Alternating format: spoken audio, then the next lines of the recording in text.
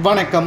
சற்று முன் கிடைக்கப்பெற்ற ஒரு மிக மிக முக்கியமான செய்தி ஒன்று வெளியாகியுள்ளது. இன்று அதிமுக விழா மிக கோலாகலமாக கொண்டாடப்பட்ட நிலையில் மீண்டும் அதிமுகவில் ஓபிஎஸ் சசிகலா இணைவதற்கான வாய்ப்புகள் இருக்கிறதா?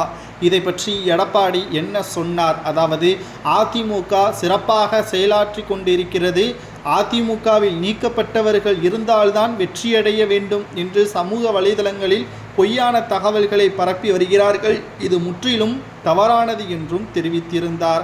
ஆனால் உண்மையாகவே நாம் பார்க்கக்கூடிய செயல் என்னவென்றால், இப்படி பேசக்கூடிய எடப்பாடி ஏன் கடந்த 10 தேர்தல்களில் தோல்வியடைந்தார்? 2024 மக்களவைத் தேர்தலில் சுமார் 20% வாக்குகள் எதற்காக குறைவாக பெற்றார்? ஒரு தொகுதிகளில் கூட வெற்றியடையவில்லை. மாறாக தனியாக பிரச்சாரத்திற்கு இவரால் செல்ல முடியுமா என்ற பல்வேறு விமர்சனங்களும் இவர் மீது வைக்கப்படுகிறது. நிச்சயமாக 2026 சட்டமன்ற தேர்தலுக்குள்ளாகவே ஓபிஎஸ், சசிகலா, வைத்திலிங்கம், மனோஜ் பாண்டியன் இவர்கள் கட்சியில் இணைவார்கள். இல்லை என்றால் அதிமுக மிகப்பெரிய தோல்வியை தழுவி 2026க்கு பிறகு அதிமுக இரண்டாவது கட்சியாக இல்ல 4வது கட்சியாக மாறிவிடும். தமிழக வெற்றிக் கழகம் 2வது கட்சியாக உருமாறும் என்ற விமர்சனங்களும் அரசியல் வட்டாரத்தில் பேசப்படுகின்றன. ஏனென்றால் ஓபிஎஸ் அவர்களையும் சசிகலாவையும் தனி நபராக கருத்தில் கொள்ளக்கூடாது. அதிமுகவின் ஒட்டுமொத்த தொண்டர்களின் சரிபங்குதான் இவர்கள் பின்னால் இருக்கிறார்கள் என்பதை புரிந்து கொள்ள வேண்டும் என்பதுதான் இங்கு பேசக்கூடிய விஷயமாகவே இருக்கிறது.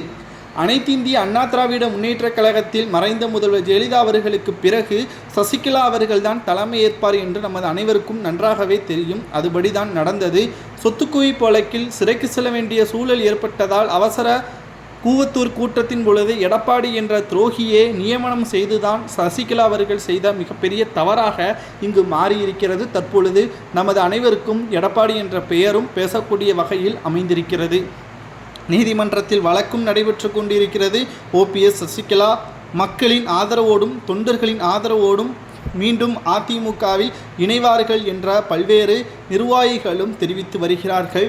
ஏனென்றால் ஓபிஎஸ் அவர்கள் மக்களால் மறைந்த முதல்வர் ஜெயலலிதா அவர்களால் 2 முறை முதல்வராக தேர்வு செய்யப்பட்டவர், நம்பிக்கைக்குரியவர். நிச்சயமாக அந்த பெயர் அவர் வாழ்நாள் முழுவதும் நிலைத்து நிற்கும் என்றும் அதிமுகவின் ஓபிஎஸ்ஸின் ஆதரவாளர்கள் இணையதளத்தில் பகிர்வு செய்து வருகிறார்கள். நிச்சயம் அதிமுகவில் ஓபிஎஸ், சசிகலா இணைவது சரிதானா அல்லது எடப்பாடியின் தலைமையே சிறப்பாக இருக்கிறதா என்பதை உங்களது கருத்துக்களை மறக்காமல் கமெண்ட் வாயிலாக கூறுங்கள். நன்றி, வணக்கம்.